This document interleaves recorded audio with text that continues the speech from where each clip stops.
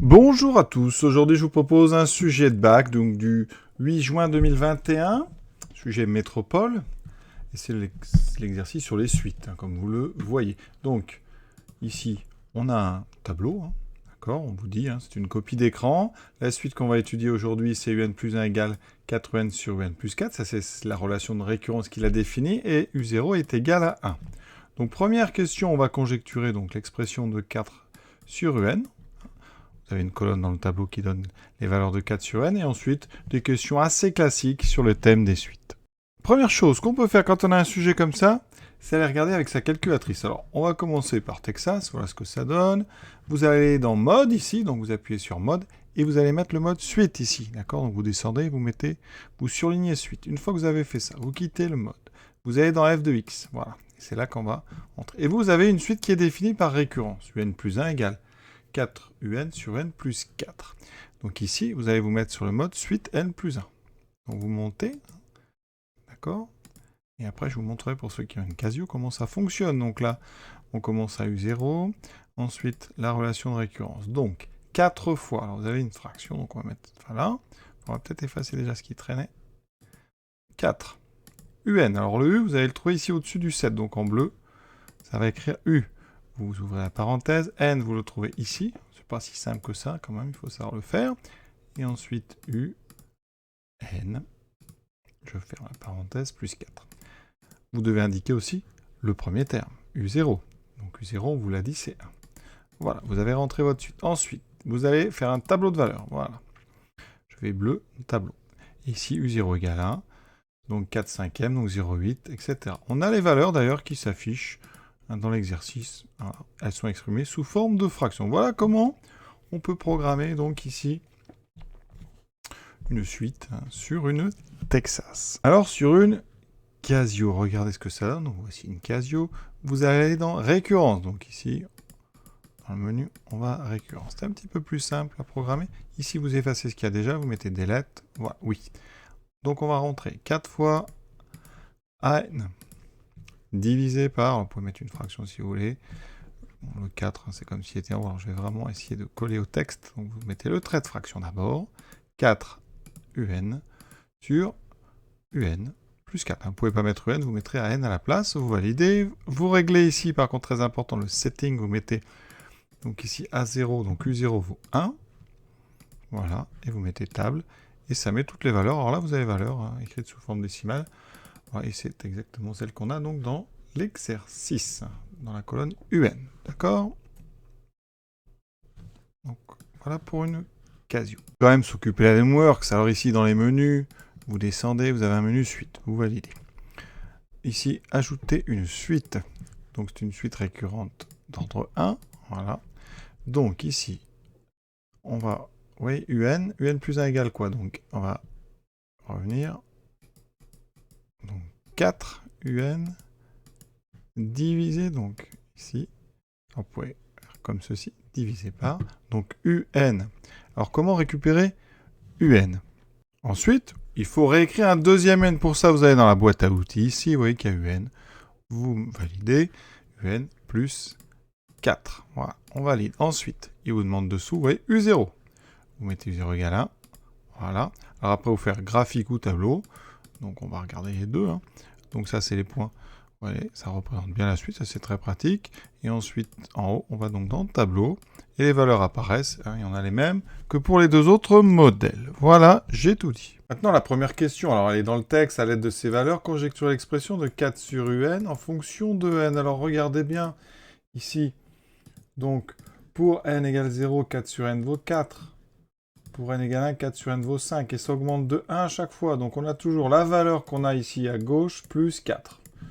D'accord? Vous voyez bien ici, à chaque fois, pour passer de là à là, on rajoute 4. 4 plus 4 plus 4. Donc, ici, on peut imaginer, donc, conjecture numéro 1, conjecture numéro 1, eh bien, on peut imaginer que pour tout n appartenant à n, U, donc 4 sur n, c'est donc les valeurs de la dernière colonne, c'est donc la valeur de n, donc de la première colonne, plus 4. Voilà. Et on vous dit maintenant, voilà, le but de l'exercice, c'est de démontrer cette conjecture. Et à la fin, on va en déduire la limite de UN. Donc on est parti après pour vraiment l'exercice. Là, pour l'instant, c'est une petite hypothèse qu'on fait, rien de compliqué. Maintenant, on va démontrer. La première question, c'est de démontrer par récurrence que pour tout entier naturel n, on a bien UN strictement positif. Alors, comme toutes les récurrences, on va commencer donc par initialiser. Donc au premier rang, initialisation. Donc, ça va être pour n égale 0. Pourquoi? Parce que on veut démontrer ça pour tout entier naturel. Donc le plus petit, c'est n égale 0. Qu'est-ce qu'on a? U0 est égal à 1. 1 est strictement positif, donc effectivement, la propriété, elle est bien vraie pour n égale 0, puisqu'on a bien eu 0 qui est strictement positif. On passe à la phase d'hérédité. On va supposer que pour un n, un certain n appartenant à n, un est strictement positif. Quel est le but? Le but, c'est dans ce cas-là de montrer que le rang suivant, un plus 1, donne bien un terme positif. Comment on fait ça? Eh bien, on a une inégalité, on part du n strictement positif, on part de notre hypothèse de récurrence. Et on va reconstruire un plus 1. Alors, un plus 1 est strictement positif, donc ça veut dire que 4un est strictement positif. Ensuite, à la même inéquation un strictement positif, on va rajouter 4. Et donc un plus 4 est donc plus grand que 4. On a donc ici deux nombres strictement positifs. D'accord? 4 c'est strictement positif, 4un aussi. Donc, quand on fait le quotient de deux nombres strictement positifs, ça donne un nombre strictement positif. Donc, 4un sur un plus 4 est aussi un nombre strictement positif. Et donc, l'hérédité, parce qu'à gauche, vous voyez bien que j'ai reconstruit un plus 1. Voilà, donc hérédité, l'hérédité est vérifiée.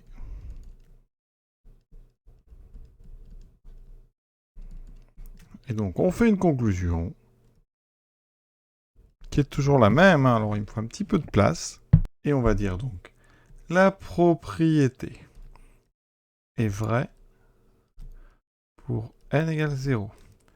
Ensuite, elle est héréditaire. Donc, eh bien, elle est vraie. Quel que soit le symbole, quel que soit n appartenant à grand N. Et donc, eh bien, vous pouvez dire, pour tout n, entier naturel, on a bien un qui est strictement positif. Question suivante. Démontrer que la suite un est décroissante. Donc ici, eh bien, quel que soit n appartenant à grand N, on va évaluer un plus 1 moins un. Il faut que ce soit négatif ou nul. Alors, un plus 1, c'est donc 4un sur un plus 4. J'utilise ici la relation de récurrence qui définit un. Moins un. Je mets au même dénominateur. Donc j'ai 4un moins un multiplié par un plus 4 sur un plus 4. J'espère que vous savez, pour mettre au même dénominateur, on multiplie ici en haut et en bas par le dénominateur d'à côté. Donc un plus 4. D'accord? Ici en haut, on remarque qu'on peut factoriser par un. Donc je vais le faire. Ça fait un, facteur de 4 moins un plus 4. On fait bien attention aux parenthèses surtout. Il me reste donc ici un. 4 moins un moins 4 sur un plus 4. Et donc il me reste en haut un multiplié par moins un. Vous voyez que le 4 moins 4, ça fera 0. Un plus 1, voilà. Et donc, eh bien en haut, on a moins un au carré, voilà, sur un plus 4. Alors le signe de cette expression, eh bien on a déjà dit, quel que soit n donc appartenant à grand N, on sait que un plus 4 est strictement positif. un est différent de 0, donc au carré, c'est strictement positif. D'accord? Donc, un carré sur un plus 4 est strictement positif. C'est le quotient de deux nombres strictement positifs. Et donc, en multipliant par moins 1, moins n carré sur un plus 4 est donc strictement négatif. Et donc, effectivement, je vais l'écrire là, pour tout n, un plus 1 moins un est négatif. Alors, ça nous donne donc, vous voyez, un plus 1 est strictement plus petit que un. Donc la suite, alors elle est strictement décroissante. Donc elle est décroissante. Donc un est décroissante. Voilà. On n'a pas forcément besoin ici d'avoir une inégalité stricte. On pourrait très bien travailler ici avec un inférieur ou égal. Ça nous donnerait donc cette décroissance. La quatrième question, que peut-on conclure des deux questions précédentes? Alors, ici on sait que UN est décroissante. Et ensuite on a montré que UN est strictement positif, donc UN, elle est minorée. Minorée par 0, d'accord? Parce que UN est positif, et ça, c'est le théorème qu'on appelle de convergence monotone, théorème de convergence monotone. Une suite décroissante minorée et convergente. Eh bien, UN converge. Et on peut dire que la limite est supérieure ou égale à 0. La limite, ça peut être 0, même si les termes sont strictement positifs. Donc, pour l'instant, on va dire UN, si vraiment vous voulez être précis, converge donc vers un réel qu'on va appeler, bon, L, c'est souvent ça, qui est donc supérieur ou égal à 0. Très important de ne pas mettre strict. Je répète, la suite peut avoir des termes qui sont toutes strictement positifs et sa limite c'est 0. Un exemple, UN égale 1 sur N. C'est toujours non nul, mais ça tend vers 0. Cinquième question. Maintenant, une deuxième suite, Vn. Il faut montrer que Vn est une suite arithmétique. Alors, ce que je vous propose, c'est de partir de Vn plus 1. On va regarder ce que ça vaut, Vn plus 1. Vn plus 1, donc quel que soit n appartenant à n, c'est donc 4 sur Un plus 1. Et là, j'utilise encore une fois la relation de récurrence qui définit UN. Donc 4 sur 4 UN sur UN plus 4. Alors ici, on a deux traits de fraction, donc il va falloir transformer quand on a donc une division ici. Donc divisé par 4 UN sur UN plus 4, ça veut dire qu'on multiplie 4 par l'inverse, donc par UN plus 4 sur 4 UN. D'accord? Ici, vous voyez qu'on va pouvoir simplifier par 4. Parce qu'on a 4 fois ici et 4 ici. D'accord, là on a en fait des parenthèses. Il me reste donc ici UN plus 4 sur UN. Alors là, soit vous voyez comment on va finir, sinon, pensez bien à l'idée, c'est quoi? Eh bien, il faut montrer que pour tout n appartenant à grand N, il faut montrer que Vn plus 1 moins Vn est toujours égal à une ici, constante. Donc, on peut avoir comme idée de regarder Vn plus 1 moins Vn, c'est-à-dire ce qu'on vient de trouver, Un plus 4 sur Un moins Vn, c'est-à-dire 4 sur Un. On a de la chance, on a déjà le même dénominateur. Donc ici on met tout sur Un. En haut j'ai Un plus 4 moins 4. Il me reste donc Un sur Un. Il me reste 1. Et donc on vient de montrer que pour tout n, Vn plus 1 moins Vn était égal à 1. C'est bien une constante. Donc Vn est arithmétique puisque la différence entre deux termes est toujours arithmétique. Voilà, arithmétique. Et donc, de raison, cette différence qui est égale à 1. On vous demande aussi le premier terme, donc ça on va faire après. Pour ceux qui avaient vu, regardez, quand on est à une plus 4 sur Un, eh bien on sépare en deux. Ça fait Un sur Un plus 4 sur Un.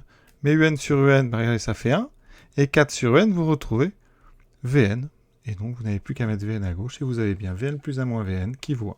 Donc, moi, ce que je vous conseille quand même, quand on a à montrer qu'une suite est arithmétique, c'est de partir de Vn plus 1 moins Vn et de montrer qu'ici, on tombe sur une constante. Et cette constante, ça va être la raison. Quand on veut montrer qu'une suite est géométrique, on veut montrer que Vn plus 1 est toujours un multiple de Vn. Et donc, que Vn plus 1 sur Vn est constant. Là, c'est une soustraction parce qu'on a une suite arithmétique. Alors, le premier terme, c'est simple, c'est V0. V0, c'est donc 4 sur U0. U0 valant 1, ça fait 4 sur 1, ça fait 4. Donc, de raison 1 avec donc V0 est égal à 4. Et maintenant, on vous demande l'expression de Vn en fonction de n. Alors ça, c'est du cours. La suite étant arithmétique, Vn est donc égal à, alors ça sera quel que soit n appartenant à n, Vn vaut donc V0, son premier terme, plus n fois la raison. Donc ici, la raison, je l'appelle R, d'accord? Donc V0, ça fait 4, plus n fois la raison qui vaut 1, on trouve bien 4 plus n. Et donc, regardez notre conjecture de tout à l'heure, pour tout n appartenant à n, Vn égale à 4 plus n. Et 4 plus n, on peut l'écrire n plus 4. C'est ce qu'on avait conjecturé. Il nous reste la dernière question. l'expression de un. Alors on sait que, eh bien pour tout n, Vn est égal à 4 sur Un. Et donc on va faire un petit produit en croix, ça veut dire que Un est égal à Vn sur... égal à 4 sur Vn. On peut le faire parce que, on sait ici que Vn est non nul. Vn c'est n plus 4. Donc ici, Vn est égal à n plus 4. Et donc Vn est toujours strictement positif, puisque n est plus grand que 0, c'est plus grand que 4. Donc ici, on a le droit de diviser par Vn. Conclusion, eh bien donc, quel que soit n appartenant à n, eh bien Un, ça sera 4 sur Vn. L'expression de Vn, c'est n plus 4, donc on trouve 4 sur n plus 4. Et on vient de trouver l'expression donc de Un. On pouvait vérifier, pour n égale 1, ça fait 4 sur 5, ça fait bien 0,8. Voilà.